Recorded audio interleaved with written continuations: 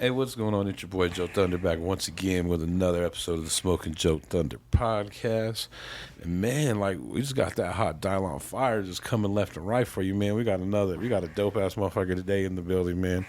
You know what I mean? I'm gonna introduce him in a second, but real quick, shout out to our official sponsor, Be Good Dispensaries. You know they got that fire. Flour, edibles, rosin, whatever the fuck you need over there on 11 West Hamden. Or if you're up north, they got it on 120th across the highway from Boondocks. Check them out.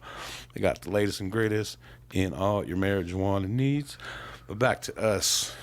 Boy JoeThunder, Smoking JoeThunder podcast. And we got a dope. What's up, my man? What's up, man? How you What's doing? good? What's good, Joe? You ready, huh? Yeah, what's up, man? And we got Ace One in the motherfucking building. What's up, Joe? You know what I mean? If you don't know, man, I don't know where the fuck you been. Ground Zero Movement, just a dope motherfucker, just legendary MC. I don't even know where to start, man. You know what I mean? Yeah, we just, I'd like to think that we help carve some of the paths for the music. Definitely opening up the venues, things like that. Y'all are one of the ones that took it to like the next level. You know what I mean? Yes.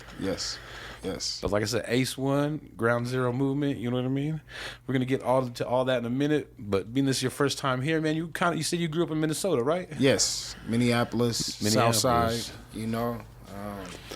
When I think of that, like I said, I think of it being cold and stuff, man. It's cold out there. Colder for than real. here, or what? Yes, for sure. Because when I came to Denver, it was 30 below, and when I got off the airport and when I made it to Stapleton, it was like 40 degrees, and by that weekend it was 60, and I was playing basketball outside, and I was like, I'm not moving back. Not moving back. It's too cold. What was it like growing up in Minnesota? It was rough. You know what I'm saying? A lot of poverty. A lot of gangs. You know, this was before Bloods and Crips. Right. And there were native gangs. There was the pimps and, junkies, and it was a very scary landscape. And like I was telling you earlier, I don't think of that shit when I think of Minnesota, but I was telling you, the homie Shock was telling me, like, nah, it's grimy out there. It goes down. There's like, I grew up in Potterhorn, so like the store that George Floyd got choked out at, like that was my neighborhood store. Like I had been to that store hundreds of times, thousands of times, and the police were brutal over there. And that's what I was just about to ask. Not only do you got to deal with all the hood politics and all the ghetto and poverty, but now you got the police too as well. Yes, that was always a thing. I think that's everywhere you go though. Yeah, you ever have any crazy run-ins with the police? Plenty. Too many to count. Too many to count. That shit sucks, bro. And then, like you said, you came here when you were in. Did you say 4 years old or in the fourth grade? When I first came here, I moved here with my grandmother, and we moved into the East Village. You know what I'm saying? And I could see the mountains from the projects. That shit always blew my mind. Yeah. You know what I'm saying? You said that was a shocker to you. It was a shocker to me, but I knew I would come back. You know what I'm saying? And when the opportunity came, I came back. What was your first, like you said, what was kind of the first thing when you touched down in Denver that you kind of saw besides the mountains? Koufax. You know what I'm saying? Is that wild? Or is there like a Koufax where you're from? Or yeah, Minnesota? In Minnesota, it tended to be a whole neighborhood that was shot, a whole side of town that was shot. Right. In Denver, it seemed like there was just pockets of, things going on. So it was, to me, you could move around more freely in Denver than you could in Minneapolis. So you felt like a little safer here? Not safer per se, because I was living off Koufax. Right. But just you don't have to keep your guard up as much. You said it was more like a little more calm? Yeah, you could see things coming. You could see things coming a little bit clearer. And I wasn't from here. Right. So I moved different, Yeah, I wasn't, sure. I didn't, being here from fourth grade to being a 20-year-old, that's a whole different, appreciation of the place. You gotta move totally different. Right. So you were here for a whole year in the fourth grade, then you went back to Minnesota. Yes. What was it like, kind of middle school, kind of like high school? high school, it was great. You know what I'm saying? I was in Minneapolis. I played all the sports. You know, we did the rap thing. Even What did you then, stand out in sports? Football, What position? wide receiver. Oh shit! Yeah, the hands. Yep, and speed. I got a scholarship. I went to North Dakota State. Okay. You know what I'm saying? For a year before I dropped out. Said fuck it. I just couldn't be up in no. North Dakota. Yeah, back then it was just it was shocking. You know what I'm saying? It wasn't my speed at all. Right. When did you kind of start picking up rapping? In Minneapolis, you know, I was around DJ Kool Akeem, I Self Divine, Brother Ali, It's that Minnesota connection. that whole thing, man. So everybody, Slug. it was like, you know, we did talent shows. We had a group out there called the Metro Unit. You know what I'm saying? It was me, Salah, that's DJ Kool Akeem, and I Self Divine. We all had a group, and we did our thing. And then I just moved to Denver, you know, and you know, it was, you know, I was still doing my thing, but I didn't really build it. You know, I got kind of brought into it out here. How'd you kind of first pick up the pen though? Decide you wanted to rap? What kind of inspired you to say, "I want to MC"? It's just more of an expression.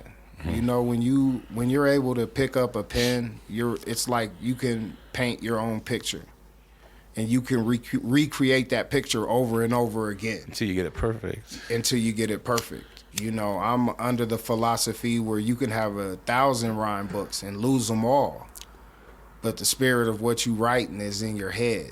You know what I'm saying? You can always come up with that narrative over and over again. You know, it's like being a great novelist or something. You know. Mm-hmm. And who were you kind of listening to earlier as far as music wise? You know, I was listening to like Cool G Rap, Big Daddy Kane. You know, we grew. We talking that early shit. Yeah, we came with the early wave. Some Tila of Rock. It. Yeah, Remember that city had the gold fronts with the Gucci hat and shit? Yeah, all of that, man. Old school shit. Kango Kid, all that. We used to. I remember Joeski Love. Yeah, in Minneapolis, we had that sound was there. You know, they had a DJ called Travatron. And there was a radio station called KMOJ. And if you're from Minneapolis, you know about KMOJ.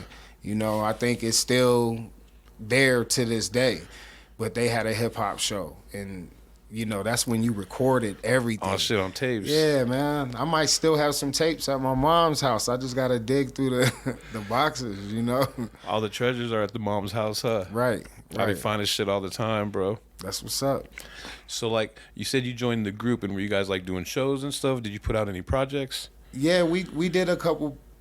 We did shows, you know what I'm saying? But it was more like, back then, it was like talent shows. Right. You know, it wasn't like you put out a flyer, and you know what I'm saying? It would be like a community talent show or a community jam, and then you came and did something. Yeah, it wasn't like it was like it is now. You didn't have to sell no tickets or nothing like crazy that. shit. Nah, nothing like How many cats were in the group? It was 4 of us. And you guys are all rappers? Yes, except Salah. He was the DJ. Okay. And like, did you guys ever put any projects out or anything? I think we did. You know what I'm saying? I have something. You know what I'm saying? It was a long time ago, man. It was definitely a long time ago. You know? Right. So then after all that, you moved to Denver. Yes. You said you needed to change. Yes. Away from the grimy shit, probably the cold. Yes. Just all that shit. All that. And then you moved to Denver. Yes. How did that what happened? You know what I mean? Denver to me was just like, you know, it was like my, you know, and Minneapolis was crazy, you know, like the neighborhood I grew up in, you know, my house was the crack house. Mm-hmm. You feel me? It was a fourplex, but like 3 of the 4 tenants was selling crack. Was slanging it up. So there was heads and, you know what I'm saying? Plus you had the gang shit. you know, out there was, you know, the gang shit was deep. Like you couldn't even go to the store, man.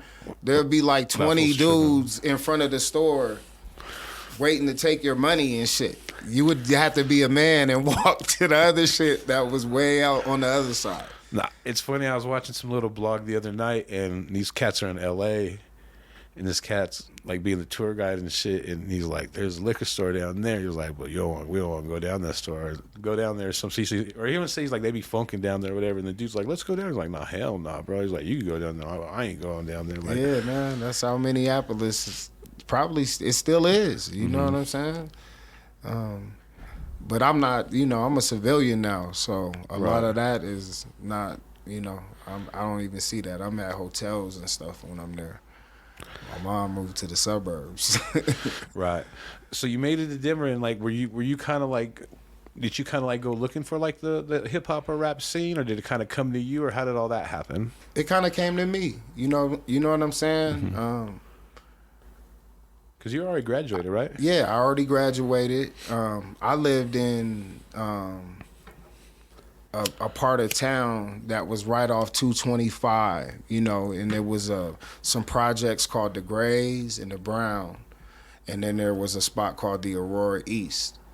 And if you're from Southeast Aurora, if you're from that part of Aurora, you know that. Because when I first moved there, it was a dirt road that led to the apartments. Jeez. And I couldn't believe that shit. Right? I was from a city. I was like, y'all got dirt roads and shit? You know, I couldn't. The mall had horses by it, and I was like this shit didn't look right. Denver didn't look right. Used to that shit. I wasn't used to that shit. But it was the projects, man. And are you talking like Mississippi? You're talking Island? No, I'm talking about Colfax and Colfax and 225. I know exactly. You know what I'm saying? There's it's called Black Hawk, and you go. There used to be a Taco Bell. There's a gas station, and you make that U-turn and you come around and you go down there. And for everybody who's lived over in that neighborhood in the early 90s, you know that shit was lit. You know, it was all Section 8 motherfuckers. Yeah, it's going down. 10 different gangs up in that part of, you know what I'm saying? And this was more like Crips and Blood shit, though, huh? It was Crips and, there was GDs. There was a lot of GDs over there. It was a mix of everybody over there. It's everything. It was everything over there, but it was lit. But then that's where I ran into Jersey and them. I ran into Dio and Shalik and Papa Smurf, and they was already doing the music. Right. And then I don't know if you know Fritz. I don't believe so. Well, he was like Don Blas's DJ back in the day. You know what I'm saying? Yeah. But he had a big influence on all the music out here too, because he had the turntables. He could book studio time, you know what I'm saying? But he was more organized with the shit. Right. He was one of the first guys doing all that shit? Everybody was doing it. Like that whole clique was like, Dio and them was linking with like, Spade, the DJ Spade, they had a group called Souls of a Tribal Bond. Okay. And it was Spade, Dio, I think Papa Smurf, and H-Stone, God rest his soul. You know what I'm saying? He passed away a couple years ago. Dope producer, dope MC out of Denver. You know what I'm saying? But and what year was this? This was 94.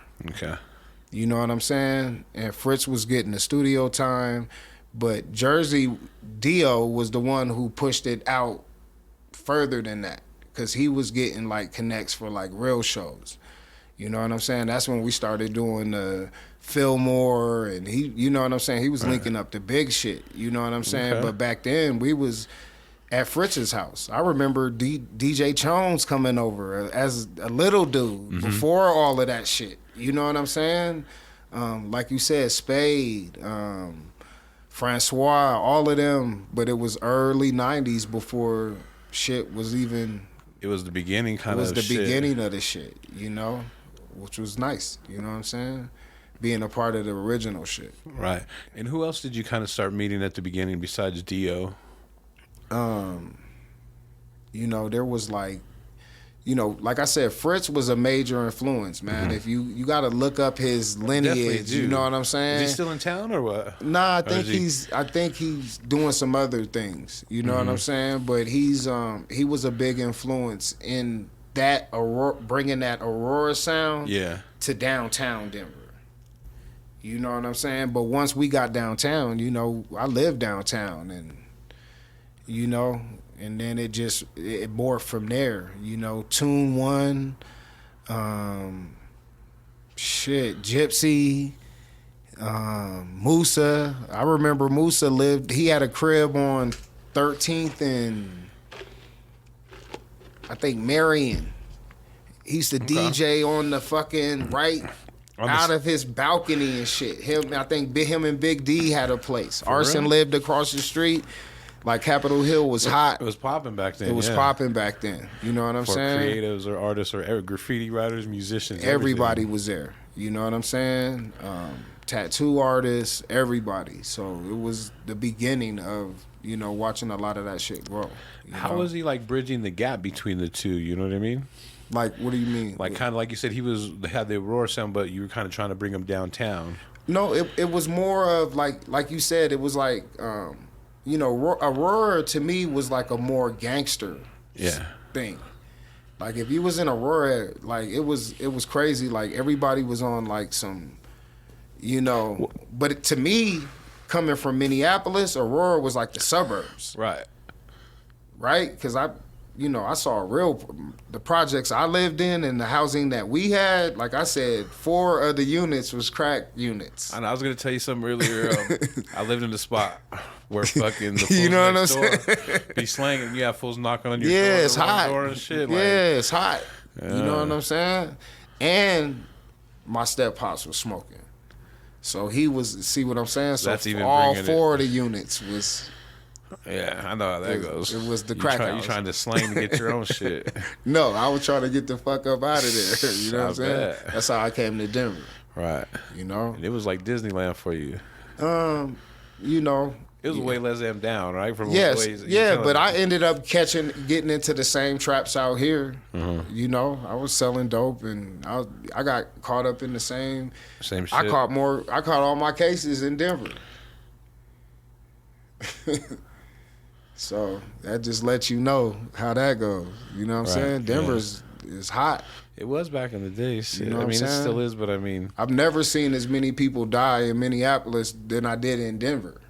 For real? Yeah, Denver in the early 90s, if you was on the east side in Park Hill, that shit was hot.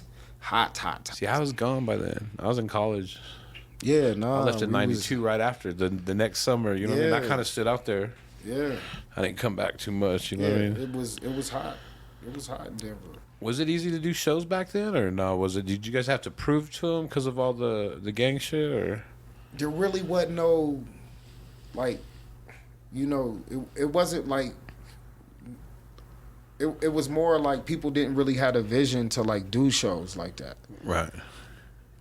You guys weren't at that level yet. Right. Almost. Like people wasn't like, you know what I'm saying? So that's what Dio was like, well then we gonna start doing shows with the big people then. Like we didn't even try to we skipped that whole phase kinda. You know? We did have a spot though. We had a spot called Sports Fields. You know what I'm saying? We did it every Wednesday. And for all the groups in Denver that fell through to that, Drew Locks, man, and what's funny is they had a bill that they printed every week in the Westward. Okay. And it would have Ground Zero Movement and we would have all the groups' names. So whoever has that memorabilia out there, you know that we did a lot of shows on a Wednesday night. I think it was like an off night, and it was always packed. No drama. Just good music. Just good music. You know? That's dope. So how did you're talking about how you met Dio, but how did you kind of start meeting the other guys from Ground Zero Movement, like Sid? With Dio, he brought all of that together. Like one day he was like, okay, this is the group. And then I'm telling you, Dio was... let me hear the story. I want to hear like, it. okay, so Dio said I got a show, and it was at the record store downtown. At Was it Spins? you know the record store next to Ogden. Oh, okay. Was it Contents? Whatever it was, I know- they used to have a stage in there. Okay, I know what you're talking about. You know what I'm Yeah. saying? So he said I booked the show in the record store. So we came down there, and then he was like, "What's the group's name?" And then we was like, I think we said Ground Zero Movement. We the Underground. You know what I'm saying? And we did that show. It was me, him, and Papa Smurf. The next day, you know what I'm saying? Papa Smurf was going through his thing, so he kind of phased off. And then Dio introduced Dow and Sid, but I already knew them from watching them perform with Twain, because I worked with him at a job, and he told me he was an MC and gave me some free tickets to see Voodoo Economics. Okay. So And when Voodoo Economics, like you said, was Twain, Dow, and Sid, right? No, it was Voodoo Economics was Graham Greene, it was Dow, it was Pause, and it was Sid Fly. God damn, that's a... You know what I'm saying? And Twain. Yeah, that's some... And Twain. Right there, bro. Damn. You know what I'm saying? And they were performing at Herman's Hideaway. And they fucking blew that shit up. Like, I was watching that shit like, oh, shit. This was before we did the show at the other shit. Okay. You know what I'm So saying? you were going to shows checking people out, too? Yeah, of course. I'm a hip-hop head. You know what I'm saying? Anything hip-hop, I was out. You know what I'm saying? I've always been like that. You know, if somebody's in town, I'm trying to see. I'm at the show. I see you at a lot of shows. I have a funny story with you about a show and that happened at a show. And this is like, I'm going to tell it real quick. So back in the day, we went and seen Slick Rick at Cervantes. And I was toasted. And it was like one of the first times, like, I think it wasn't the first time he came here, but it was like one of the, they didn't really tour back then. So when, Cervantes was pulling those shows. Yeah. So he did a show, and he has a chick come out with all the jewelry and shit. And he says something about playing in a song. And in the back of the crowd, I hear, treat her like a prostitute. That's my shit. You already know, Joe. And then he was like, nah. He was like, we ain't gonna do that tonight. But mind me, I'm hearing this happen, and then like probably 10 years later, we're talking, and you tell the story how something about chronic. Yes. And I'm not gonna say what it was, but some other drugs that coincide with chronic. And you said you did that for the first time, and you was wilding out. And yes. You said, I was that singer. I was like, treat her like a prostitute. You know, that's I remember that shit. That's off Slick Rick's first album. Yeah. And if you know that song, that's a classic, man. You know what I'm saying?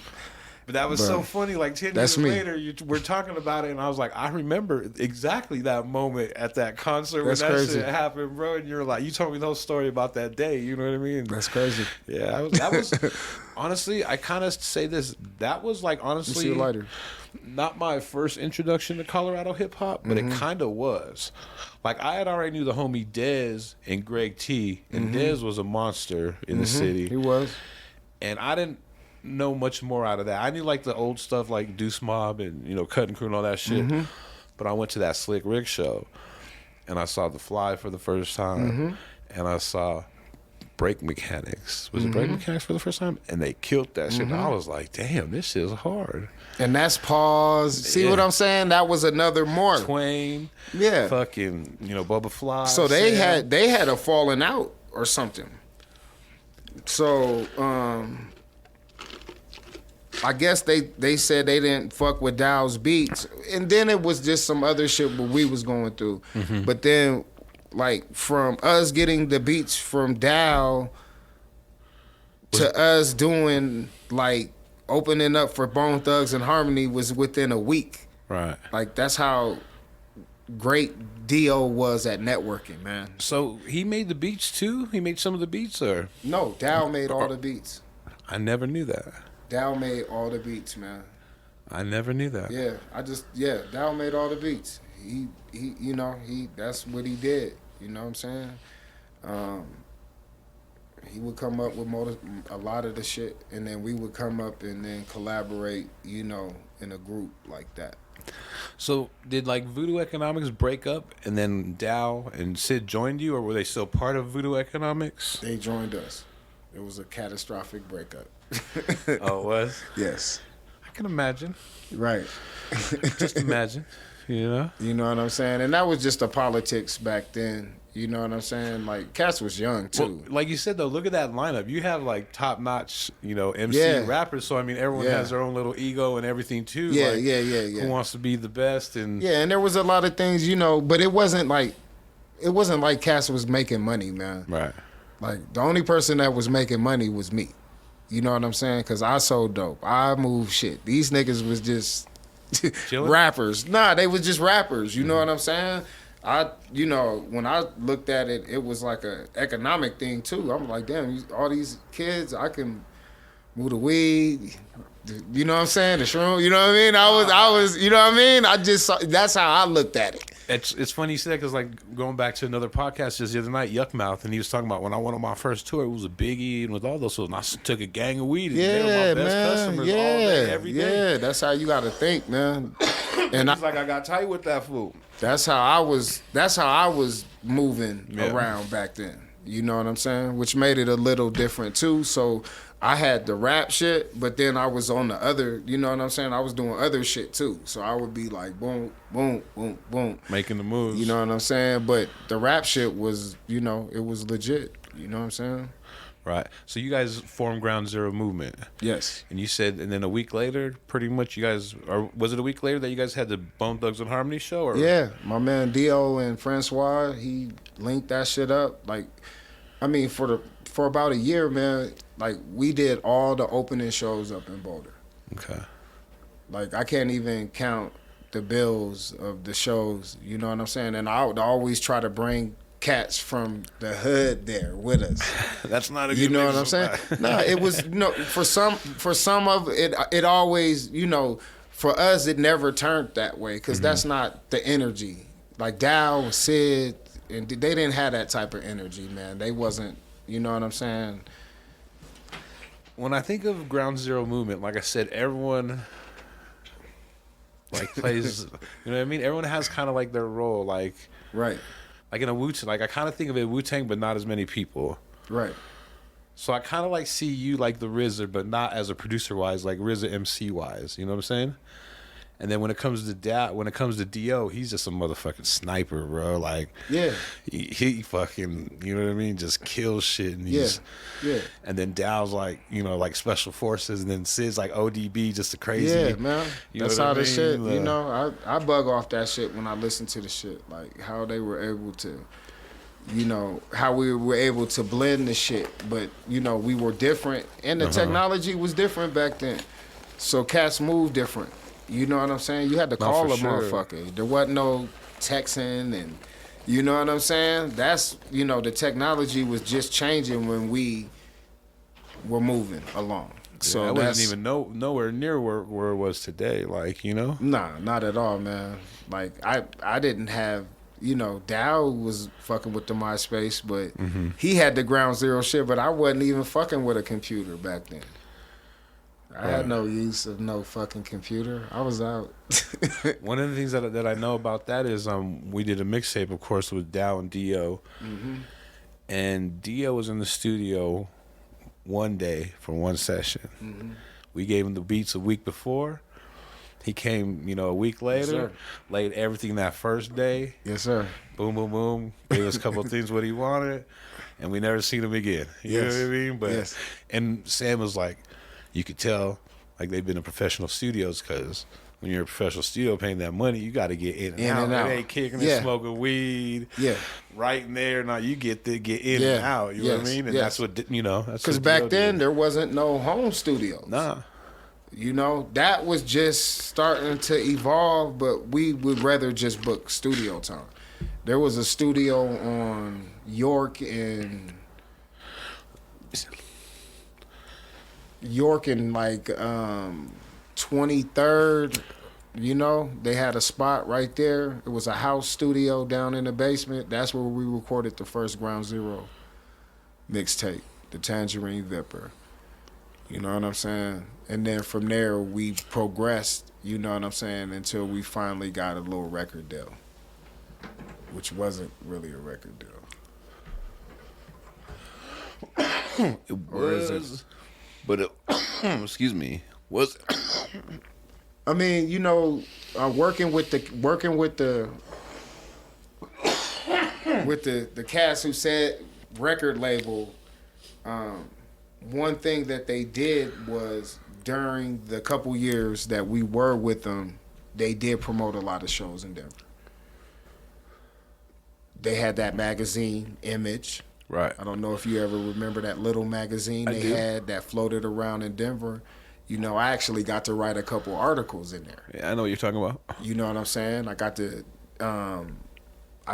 interview Digital Underground. Oh, shit. And did the article in that magazine. That's dope. You know what I'm saying? So I have my notes in my recorder from that shit. You know what I'm saying? So the hip hop shit is that shit was good about it. We got to do a lot of shit, but you know, you don't make no money. So right. You're stuck in. How long were you guys together before the mixtape came out? Was it a couple months? Was it a week. A week? 2 weeks. 2 weeks, huh? I'm telling you, that's Dio, man. Dio already had I think Dow had a couple beats, and then he played the thing. That's where we came up with Sound Warriors. He dropped that song, Sound Warriors. Dio uses that song in his podcast if you listen to his shit. But once he dropped that, we came in there and did an EP. You know what I'm saying? And that was it. Like that quick. And they were selling that shit. It sounds like the chemistry between you guys is really good. It was, man. It was like a brotherhood. You know, I think Dow and Dio lived together. And then, you know, I lived by myself. And then Sid was doing his thing. Sid, yeah. You know. He's one of the first cats I met. Yeah, but, you know, I had never heard of Sid. You know, funny story, when me and Sid first met, we fought. What? Got in a fight right up at church in the city. We was playing basketball, and he just kept fouling me, man. Right. You look like you be fouling motherfuckers. Right. All the time. And then I turned around and socked him. You know what I'm saying? And then Dow was like, yo, Ace, what is you doing? You know, y'all can't be fighting. And after that day, you know, the fact that, because, you know, that was fucked up. You know what I'm saying? It should have never elevated to that. You know, I apologize to him and shit. But, I mean, you know, he probably scored on, you know what I'm saying? Who, you know, it was some dumb shit. But after that, we became, you know, close. Sometimes it takes that. It's weird. Yeah, how that. So we formed like that in a short period of time. Right. And like from that, he didn't hold no animosity towards me. You feel me? And you can tell that as a man. You know what I'm saying? He was still linking, niggas was still, you know, so you respect motherfuckers on a different level. Even more, yeah. Yeah, so that's how. Don't let the petty shit, because Yeah. And cats, you know, even back then, they, you know, they're emotional, man. Dudes are emotional Artists now, man. in general, any whatever, Emotional, are all man. Emotional. From graffiti to us. That's because they don't be getting no money. You got to get money. That's why they be mad, you know. Right. So you meet those cats, and then like fucking, like I said, you guys got a mixtape like real quick. Quick, man. I'm telling you, at the most a month. I mean, you could say a month, but back then, that's quick. It linked like that. And this was before the internet. We always stress this. A lot of the shit we did was before the internet. Right. You know, it was like you had to call a motherfucker. You had to have your shit written. Like you said, you had to come in prepared. There might not even been cell phones back then, or if they were, they were expensive as fuck. Right, but one thing about all of my dudes is they're like, you know, high school graduates. Right. Dow was going to college. You know, he ended up getting his master's and shit. You know what I'm saying? It was like cats was still. I was still a carpenter. I was still working in that field. You know what I'm saying? So we were actually doing more than just music at all time. Right. You know. You guys just weren't living the rapper life. Yes. Maybe Sid and Dio, but not, you know, the rest of us. Right. What other kind of shows did you guys get that you kind of stand out to you, man? I remember one time we did a show with Usher, man. Usher. Shit. You know what I'm saying? We did a show with Usher, and he actually came to the dressing room and was like, man, y'all sounded good. You know what I'm saying? Right. It was at a club in Park Meadows. I know what you're talking about. Back when when they had a club back then, this was way back in the day, man. This, they probably don't even do that shit no more. Nah, it's not. I know what you're talking about, though, because there was a club out there. I went to like a summer jam after party where these fools all kind of performed. Yeah. We ended up performing there. That was cool. We performed a lot in the mountains, man. And like that Vail was and shit, Vail, getting that good money? Steamboat, fucking all of that shit. We was all through the mountains. Fucking Breckenridge, Durango, all the ski towns, man. And they always we even was up in Park City, Utah. Even with that, they always showed us a lot of love in the ski towns. That's dope. What I'm saying? And you said you guys you got signed, but you didn't get signed. Can you explain that?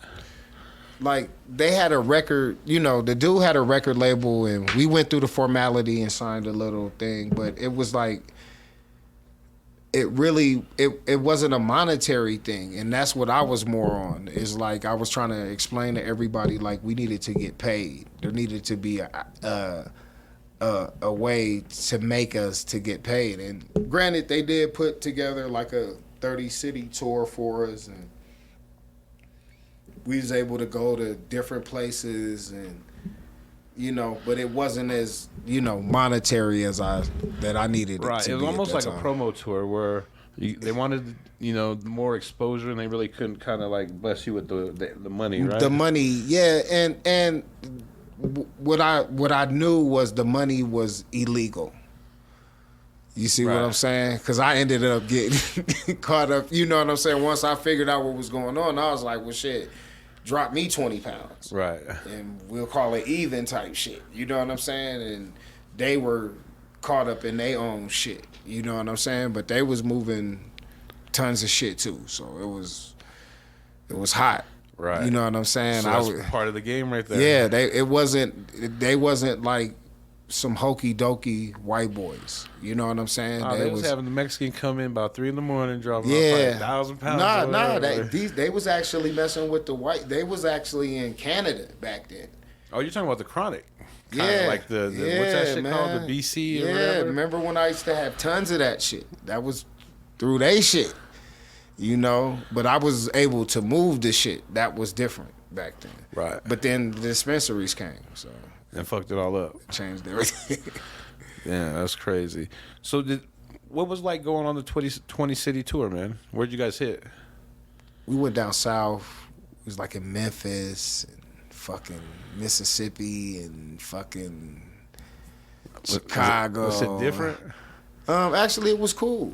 You know what I'm saying? I'm gonna come as me everywhere that I went, but the thing that I noticed down there is they respected live music more. Right. Like when you say live music, what do you mean? You mean performance or performance, like all of that. Like we would go to spots and they would actually be kind of packed. You know what I'm saying? Just because that was what was there to do, and they was respecting the music. You know what I'm saying? So every time we went there, it was. Sometimes their music wasn't our music, but we still came and gave our show. And rocked. You know what I'm saying? Yeah. Right. And how did you guys get about making the album?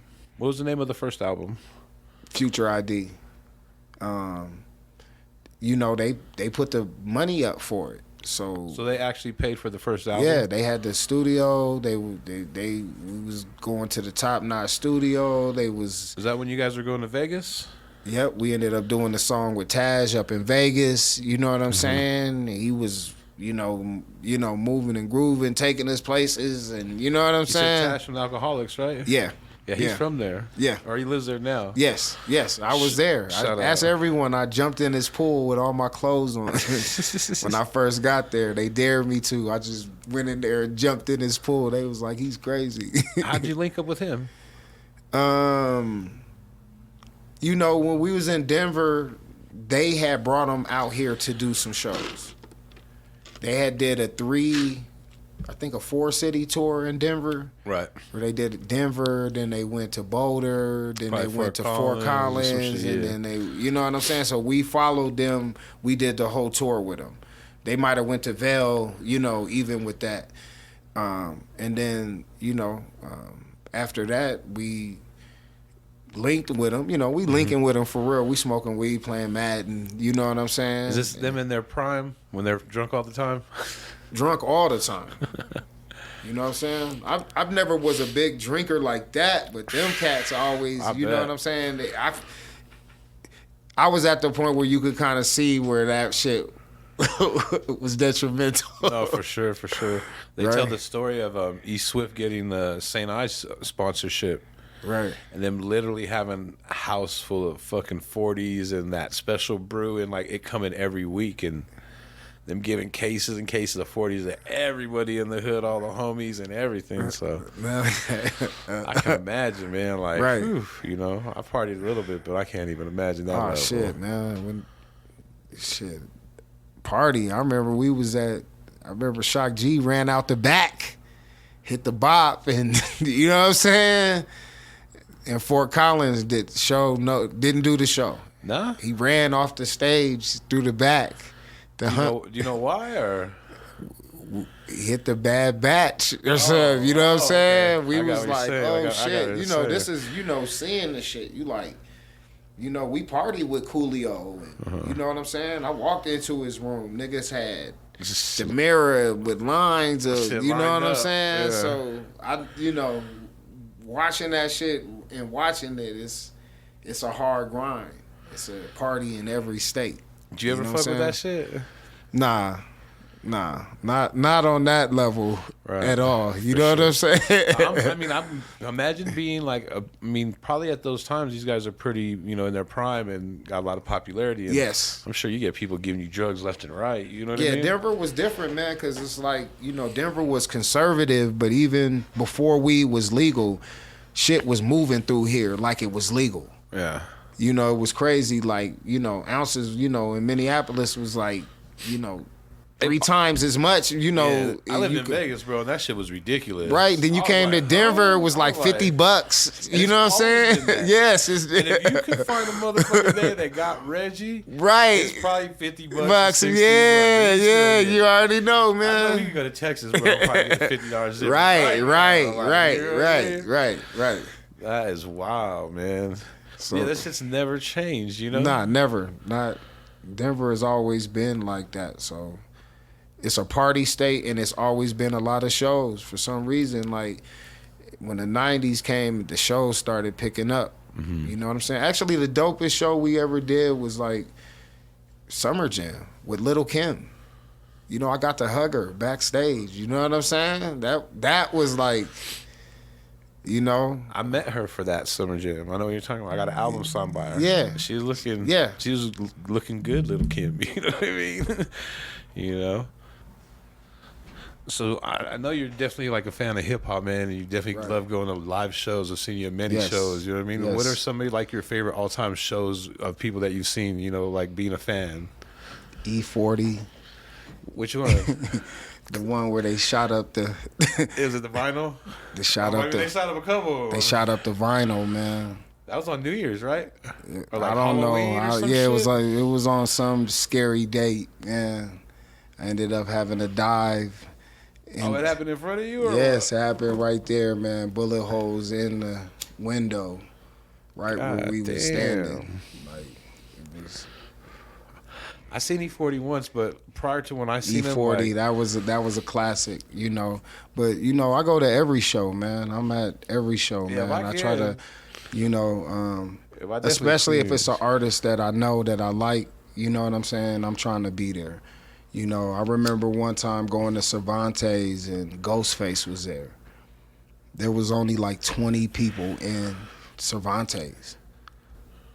This is when hip hop kind of took a dip out here. You know what I'm saying? The curators wasn't curating it right. You I know what you're I'm talking saying? about. And then we left there and went to El Chapek, the little jazz spot, and Ron Carter was there or somebody. You know what I'm saying? I've done the triple right double where you in a was day. able to see like two dope artists at the same time. You know what I'm saying? Which was pretty dope. Trying to rush and shit. You know what I mean? Nah, we actually just walked into it. Oh, He nice. just happened to be there for a jazz festival, and then the house band was there, and then he just came in and played. Oh, okay, some So it impromptu was- shit. Yeah, it was actually some classic shit. You know Right. what I'm saying? You said you seen Outkast before, man. I've never seen Outkast, bro. Yeah, we seen Outkast a couple times. Oh, you know, shit. we saw them downtown Denver when they first came to Denver. I think that was early 90s, early 2000s. And then we saw them at Fiddler's Green. Was that the last time they've kind of went? Was that like within the last 7 years It was the last time. they came, right? Yeah, I know. yeah. I was trying to go that one, And actually, man, we got to get front stay, Isn't that the access best? Yeah. seats, you know what I'm saying, which made it even better. You know, man, I've probably seen everybody, like 8-Ball MJG, that was a classic. Yeah. Anytime you see the Woo, that's a classic. You know, Have you seen the majority of them, or I don't, you know what I mean? I don't think they've ever been. to I've seen Denver. them. I've seen them all together. I've seen everyone except for ODB. The ODB, yeah, And they killed it. and they killed that shit. Yeah. Yeah. Who would you like to see that you've never seen? There has to be a couple. Like I just recently seen It's Biggie. Biggie. and You Pac. know what I'm saying? It's Biggie. I wasn't, even back then I wasn't too big of a Pac fan. You know what I'm saying? Like I didn't you know what I'm saying? I didn't really listen to that shit. I had a couple chances. But then once I got, everybody in Denver loved this shit. Right. You know what I'm saying? So after a while, I definitely had a bunch of Pac joints. I heard Biggie came to Denver. He played at McNichols. I was probably gone though when that happened. Do you remember him ever coming here? Or? I don't. I missed that. I know there was a couple shows in Albuquerque I could have probably seen him at, Yeah. but I didn't. I just slept on it. Yeah, I wasn't even in Minnesota. I wasn't even going to shows. Bro, I was going to shows as a shorty, like I was telling you, in middle school. My parents we would went let to me. some My parents would drop me off and Right. they pick me up. Yeah, back then it was, I'm like I said, it was the beginning stages of the shit. You know what I'm saying? There wasn't really nothing. If you wasn't 21 and up, you had to go to like an arena show, Yeah. right?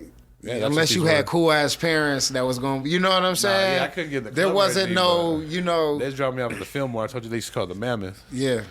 You know what I mean? But Yeah. yeah, I'll tell you this: I seen the Beastie Boys License to Ill tour. Oh, that's That's wild. That's a classic. I was young. I That's came a home. classic. I tell us all the time I came home smelling like beer.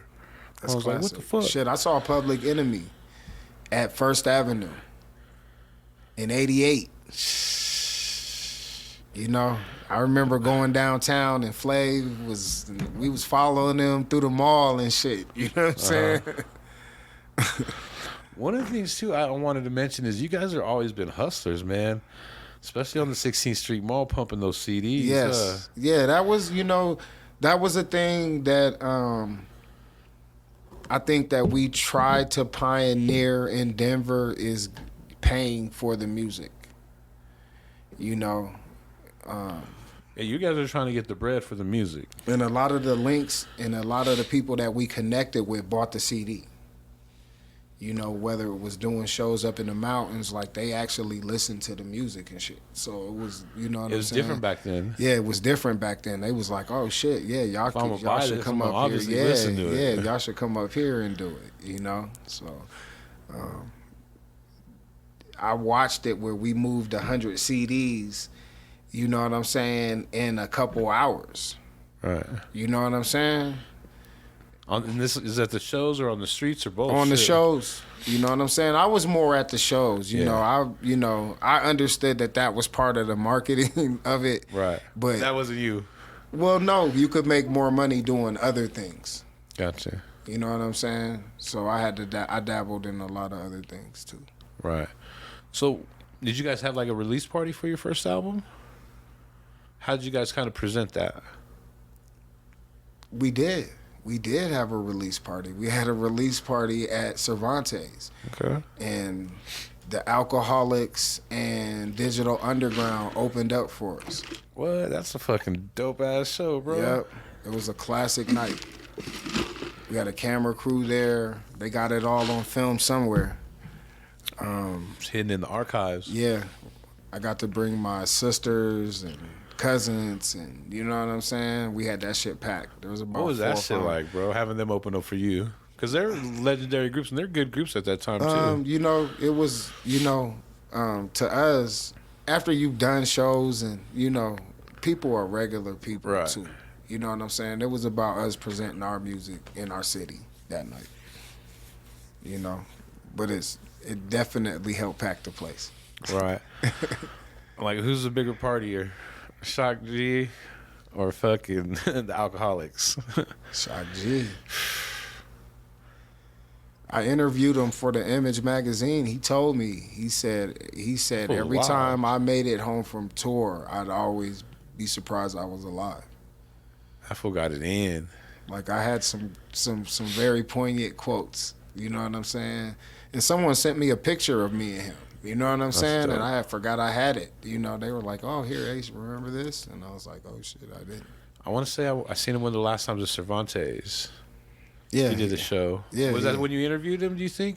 I can't remember, man. Whenever that magazine came out, It's probably. you know I what want I'm to say it's saying? around the same time. Yeah, He signed like a poster and shit for me. And he drew like a little West Side on it. It was pretty dope. I was he like, was pretty. I mean, he was dope. cat. creative. You know Fuck what I'm saying? yeah, a musician, like almost. I mean, on a Prince level, bro. Like, Oh, man, played the we- piano. Like they like had a distinct, Seen it. crazy sound, and they brought up Tupac. Yeah.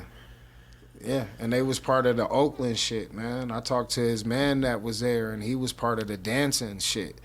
He was breaking that shit down and making the jackets, and their history was actually like it went deeper than all the way to the funk shit, and they were saying how that shit connected to Shock. It was crazy. I was like, damn. That's You know what I'm dope, saying? man. You gotta repost that interview or Yeah, I just gotta Drop find some- it. Yeah, you know drop what I'm some saying. exclusives on a lot that of that one. stuff I just don't have. You know what Isn't I'm it saying? crazy? Like, you know, It what I wasn't mean? on the. We didn't have the internet back then. You don't even have a copy of it. Nope. My mom might have a Right. copy, or my sister. Because every time I'm coming, they're like, "Here, remember this?" And I'm like, "Oh shit, let me hold this." No, for real. That's dope. So you've always been a hip hop head, man. What do you think of the music today? I like you it. had we were talking about it earlier, and you have a different view on it. Like, Yeah, I think it's time to stay out the kids' way. right? You gotta let them. You kind of You gotta gotta let them do their thing, man. I'm more like say less. You know what I'm saying? If you come and ask for advice, I'm gonna give it to you. You know what I'm saying? But I'm not gonna be like, oh, y'all You gotta doing do it this, wrong, or- and y'all, you know what I'm saying? I'm not coming off like the grumpy old man. I want the kids to. You can't do that because they're just gonna rebel. Yeah, I want the kids to like morph and change into their own thing. You know what I'm saying? And that's how I really keep it. You know what I'm saying? Even with the kids that do music around me, I'll point them into other directions and shit. You know what I'm saying? Right, but but I you're not don't be gonna- like, oh yeah, here's 16. Get on the track. You know what I'm saying? I don't be like that. Talking about that, have you ever ghostwritten for anyone? You ever written bars for anybody? Nope. No, no. Can you be a true MC and have someone else write not all your raps, but help you with raps? I think with Ground Zero we did that sometimes. There was definitely songs. That's where different though, because then you guys are in the studio being creative. You know what I mean? That's kind of like a little different. I'm talking about actually, like if you were a superstar, like say you're a top rapper, and of course you're in the machine. You're definitely gonna have. I mean, writers and stuff. I would want to be prolific. Right. You know what I'm saying? Like nowadays, like I get it. Everybody wants to drop a lot of shit, but really people are not digesting all of that shit. You know what I'm saying? So you gotta, sometimes you gotta think like, to me, I just think it's like an overload. Right. You know what I'm saying? And then you gotta mine more shit. You know what I'm saying? To understand it. But hey, everybody needs a portfolio. Right. Did you ever have like the record labels trying to get you guys to do any kind of crazy or stupid shit, like as far as image or anything like that? Like, you know what I mean? Nah, man. Or We even was try all to- we was always known as the, you know, like no bullshit. You know what I'm saying? We told promoters, fuck you. You know what I'm saying? We've been kicked out of venues. You know what I'm saying? Because they didn't pay us, and we And like I said, you guys created a honestly about ruckus. your money back in the day. yeah, so. we created a ruckus. You know what I'm saying? So, we never had to do nothing like that. That's what we tried to keep it like we were. You know, that was our image. We was just the underground. And what kind of like what's hard is like you guys are about your money, Right. but then there's a bunch of you guys too. Yeah. So even if you do get a big chunk of change, when you break it down, Well, you know, it's all what you do with the publicity and the it's a thing. it's like you man. said, the merch is bigger. Yeah, than you just can the- yeah, you gotta be able to see beyond just your ego. You know what I'm saying? And say, hey man, shit, if I can just get the logo copywritten, you know what I'm saying? We can make money doing some other shit. Right. So, and for, like I said, Dio's credit, man, he kept us in the newspaper, man. We had fucking articles and Denver Weekly cover. You know what I'm saying? We had Westward. We had, He was on they it. did cartoons of us and shit. What? You know, yeah, man. They did a little fucking cartoon of us. The dude in the Westward used to make the cartoons. You know I know what what I'm you're saying? talking about because they had one of remember the one of Mr. Verbal? Yeah, Shout and we did a out. Slanging the CDs. Fool. and we had a fucking show at a punk rock venue. Okay. And he was like, man, they fucking rocked it out. You know what I'm saying? And he like drew us. It was crazy, man. That's tight, man. So we, you know, you could capitalize off that shit. You know what I'm saying? Been in plenty spots in the back, you know. You gotta take advantage of that shit, and it's probably different nowadays. Like more back in the day, I would think they would be more susceptible to hanging out and still staying at the venue and partying and stuff. Now, Nah, it's just too hot now, man. yeah, You know, it's the like, secret. like you secret said, like room. I didn't even think of it as like for just being hot, but you're right. Like these fools were talking the other day, like just when people even just try to get you to go to the bar, man. Like you know, yeah. it's like a whole different thing that you got to do now, especially like, at the where club am I or going? Where side of town? I mean, yeah, you go, you know, your girl, you got to worry about Yeah, food yeah, already, trying yeah. to push up, Yeah, you know, all that dumb shit, bro. It ain't even worth it nowadays. See you later. You know what I'm saying? I have my next question ready. But this weed is affecting my memory. If y'all don't know, y'all can get it at Be Good Dispensaries over there on 11 West Hampton or up north on 120th across the highway from Boondock. It is some A plus A1 stuff, you know what I mean? What do you think there, man? It's cool. You fucking, so you used to be the chronic man back in the day. We used to always blaze. Then you took a break for a while. Yeah, man. Did you ever think we'd be legal? Yeah, for real. in Denver. Yeah, man. We talked about that when I was a little kid in Minneapolis. I never thought we'd be legal. Nah, bro. we did, man. We thought it. Someone told me a long time ago that Newport's was gonna be making joints. You know, if you really look at it, you know they have the infrastructure to do that shit. Right. We haven't quite seen that yet. Do you think that is in the foreseeable future? I can see them dabbling into it. They're banning cigarettes. Are they? Yeah, man, you can't. You know how when we was in there, they was smoking in the bars and shit. Dog, I worked at Denny's and you can smoke in Denny's. Remember, man, we used to go to bars and shit. Used to smell like fucking smoke. I was kind of Oh. glad when they Yeah. No, the stopped worst- that shit. The worst was up in Boulder. Like yeah, they kind of banned that Denver, shit. man. Well, they banned that shit, and in Boulder they had a spot where they had a smoke room, and you go in that motherfucker, bro, and come out like, oh my lances. No. Let me get that lighter. But Denver, you know, Denver's its own little vibe. You know what I'm saying? You just got to know how to navigate it. You know? Yeah, I never really thought weed would be legal though. you Yeah, know? I just I saw it, man. When my first job, the fucking supervisor fired up at lunch. You know what I'm saying? In Denver, old white dude fired up at lunch. I was like, oh shit, that's how Denver was. He was like, you know where to get some weed? Boom. That's funny. That's how Denver was back then. I remember like, and then Denver, the Mexicans was out here. They, you could get a pound for $400, $350. I knew cats that had 40 in their fucking garage, man. $350 is a good price. You know, that's the kind of shit we was dabbling in. You know, Denver was hot back then. You know what I'm saying? But it's always been like that. It's like a Wild Wild West, but they turned it up, man. Open shit up till 2, fucking liquor stores Sundays. You know, Denver. When I came from Minneapolis, I've never seen as many people drink as I did in Denver. Denver's a drinking city. It's a drinking fucking city, man. I went to a house party and they had gallons and they was killing them shits, and I was just like, I went to a fraternity party in Boulder. This shit was wild, bro. Like, these fools literally had like 30 cases of Mickey's 40s, 30 cases of Mad Dog, and then like 50 cases of Pabst, like Blue Ribbon, bro.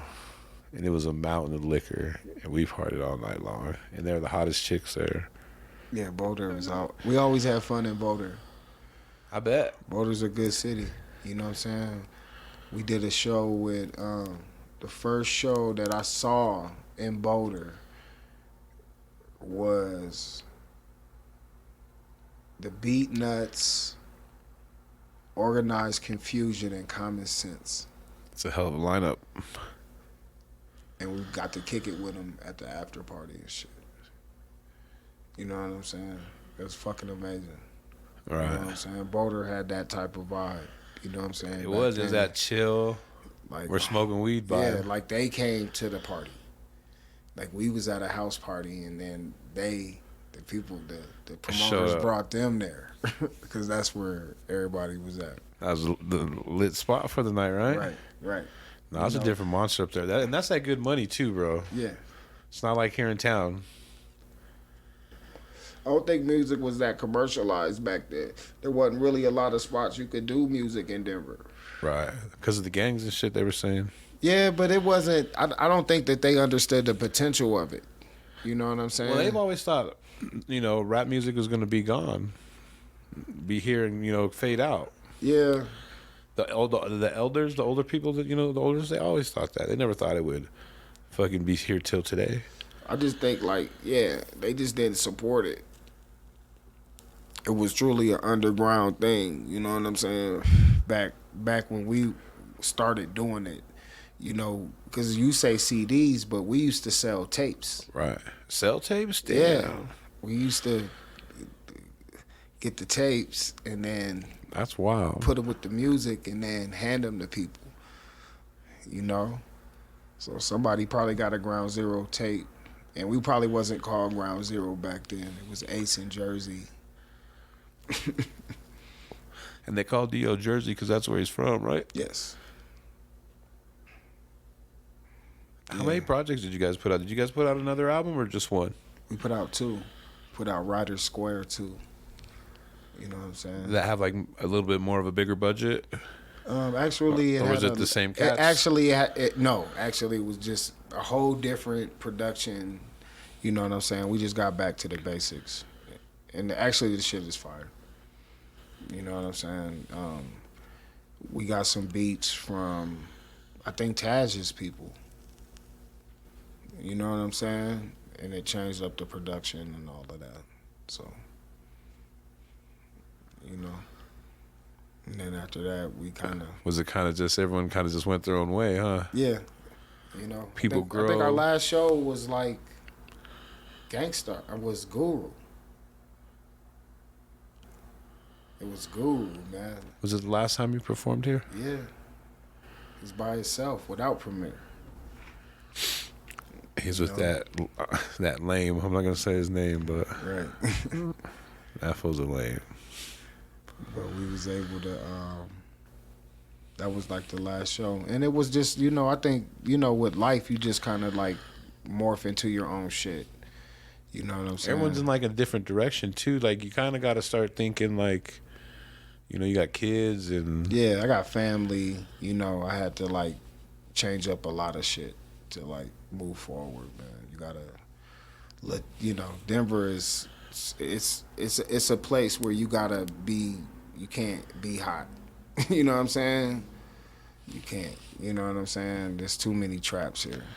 Did you have more success outside the state or inside the state? Inside the state. And outside the state. I think Denver. A lot of it was the in-state love. Right. You That's know what I I'm think saying? people are missing today. Even with the internet, Because we had a lot of cats that would get the CD and then be like, "Yo, we're doing a thing up in Boulder. Come through." We ended up doing shows with Lyricist and fucking, you know what I'm saying, just off the CD. And you ever meet Ludacris? yes, he's an asshole.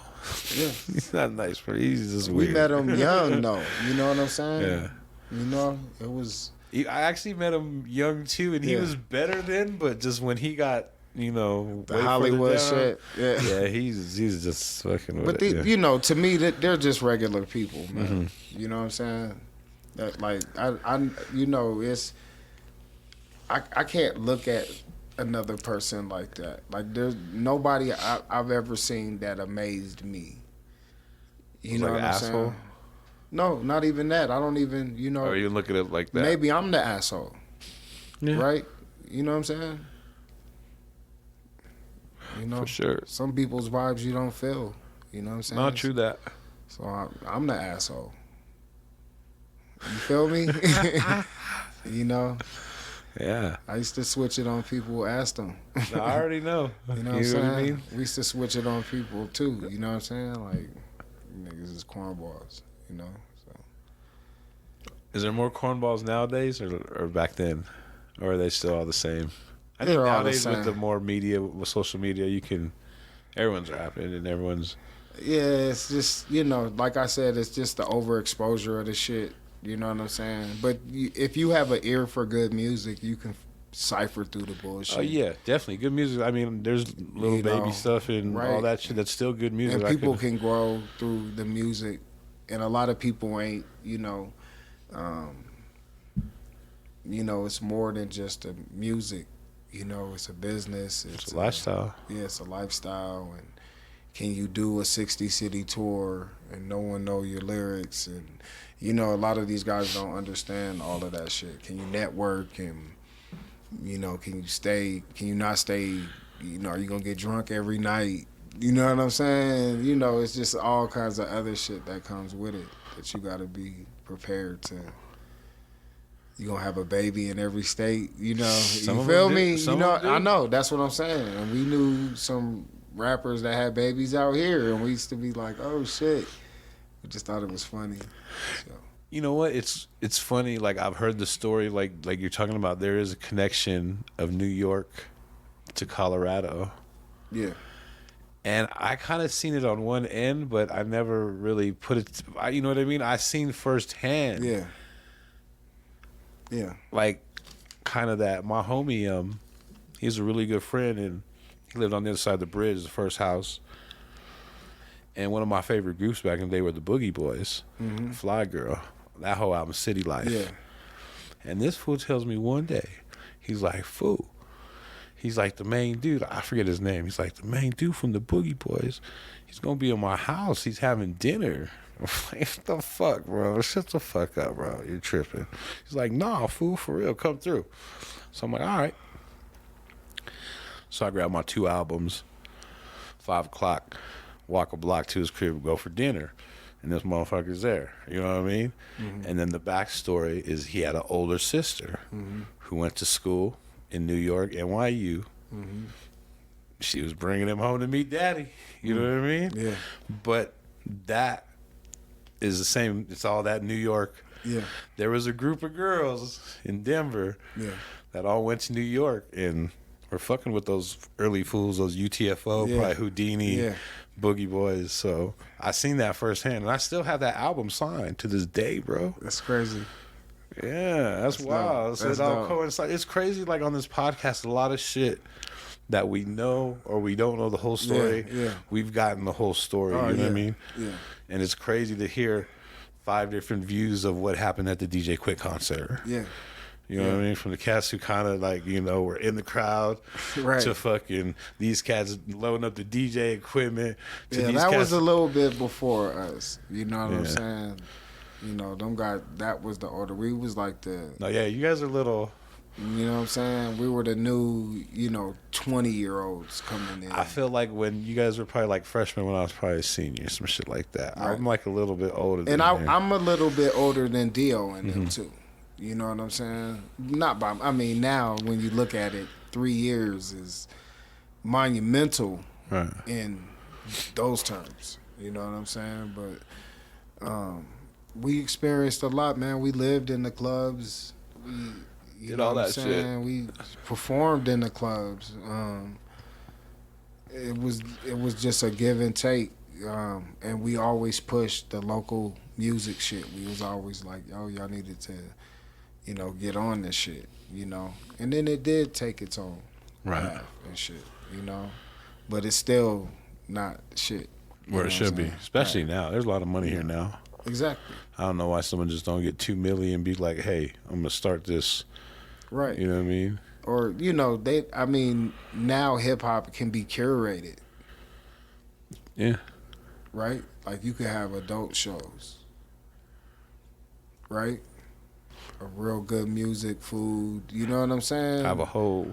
Yeah, but people don't, that's like a visionary shit. People still, into the bars. I have like a vision like that, but I'm keeping it on the low. Right. You know what I'm saying? Yeah. Hey, nowadays you got your own business, right? Yep. You want to talk about that real quick? Yeah, I do the hardwood floors, Papyrus Flooring at Gmail, www.papyrusflooring.com. Hey, don't know, we're high as fuck. You know what I'm saying? But you'll make your wood floors. Yeah, I'm a craftsman. Yeah. You know what I'm saying? It's the same shit.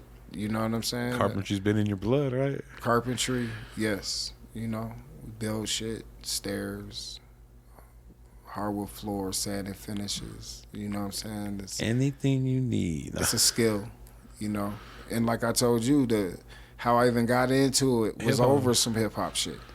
Like I went to my man's house and he was like, "Oh, you do the carpentry shit?" You know what I'm saying? Yeah. Just a simple thing like that. Like that, link the shit up, and it's still coming back to me to this day. So we love it, man. You know what I'm saying? It's still skills, man. I'm bumping the hip hop in the houses now. I'm the boss. You know? So what do your kids think of like the music you bump? Do they like it? Do they tell you, Dad, that's the old shit or what? Nah. My kids grew up with the shit. Right. You know what I'm saying? My daughter was playing Ghostface at 13. That kind of threw me off. She kind of knows the same. Same lingo. And she has her shit too. Right. Like I said, I say less now. So I listen to the kids now. They can play their shit, but you got to put my shit in the mix too. Right. We're not going to play all 99% of your stuff. Yeah. We can mix the shit, but I'm not going to just, you know what I'm saying, flood you with my shit. Right. Give and take with everything, man. Right. But they like it. Yeah. Shit. My daughter was listening to JJ Fad, and I played the fucking Hammer, and my daughter's like, oh shit. I played my teenage daughter the Humpty Dance, and she was like, oh shit, he had a nose on, Dad? Like, she couldn't believe that shit. The alter ego, yeah. She couldn't believe that shit. You know what I'm saying? It's just crazy, Yep. Well, shit, man. I'm high as a motherfucker. Yeah, I'm blowed out, man. I definitely appreciate you stopping on by, yes, man. Sir, man. Anything we missed? We didn't miss shit. You know what I'm saying? We'll definitely have to do it again, brother. You know what I mean? Yes, sir. All right. Well, shoot. shout out to the homie Ace One, Yes, all sir. the Ground Zero movement. Yes, sir. Who is there? There's Dio, the Fabulous Drifter, Dow Jones, Civ Fly, my man Civ Fly, CY. CY. You know what I'm saying? You know what I mean? If you don't know about them, Google them. They definitely got their music online. I know they got the mixtape that we did with them on there, and I was bumping that Yes. shit the other night. The Papers and Yeah, we got some joints out there. You know what I'm saying? But it's it's the new shit now. You know what I'm saying? I haven't touched the shit in a long time, bro. that's my last question before we end it. You ever have plans on picking up the mic again? What would it take to get Ace One on the track? If I was putting together a JoeThunder whatever project, I would have to fuck with the beats for a while. Yeah. You know what I'm saying? Could I get a verse from Ace? It's just time. Yeah. You know what I'm saying? I'm crafting other shit now. I got to think like months ahead now. So my time is way more valuable. That's what we were just talking about earlier before this one. The time is everything. Like, is it worth it? Like, yeah. you know? You know, and it's not that it ain't worth it. Right. Because I'm still building with it, but just in another facet. Another lane. Yeah. It's just with the hardwood floors and shit. The carpentry shit. Right. You know what I'm saying? Well, who knows if we'll ever get another verse or track out of Ace One. You know, I wouldn't doubt it. Right. You know what I'm saying? It's there. You know what I'm saying? But I think it's more. There's still more money to get paid. Right, for sure, you have to worry about that shit. You know what I'm saying? Right. But if you ever want to hear a dope verse, like I said, you can Google Yes. JoeThunder, Selector Sam, Joint Chiefs of Staff, Yes. Dow Jones, Dio, the Fabulous Drifter, and he got a track on there called 5 Points, 5 Points something Profits or something. Yeah. Dope song with Cave 'em. Yeah. Shout out. All right, well, we're out of here. We appreciate y'all. Peace. You can find us everywhere, and subscribe, leave a comment, share, tell your friends, all that good shit. We out. Peace. Peace.